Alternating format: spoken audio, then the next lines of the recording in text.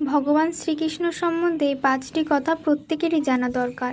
প্রথম, আপনি কি জানেন শাস্ত্র অনুযায়ী কে স্বয়ং ভগবান?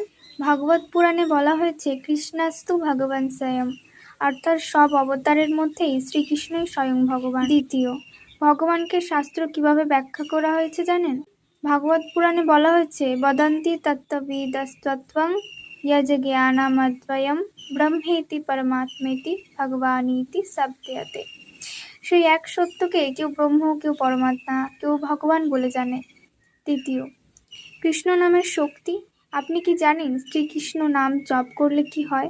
শাস্ত্রে বলা হয়েছে ভগবানের নাম জপ করলে মন পবিত্র হয়। চতুর্থ, কৃষ্ণকে পাওয়ার সহজ পথ কি জানেন? ভক্তরা বলেন আগে রাধারানীর কৃপা চাইতে হয়। পঞ্চম, বৃন্দাবনের মাহাত্ম্য। বৃন্দাবন এত পবিত্র কেন জানেন? কারণ এখানে কৃষ্ণ তার লীলা করেছিলেন। রাধে রাধে।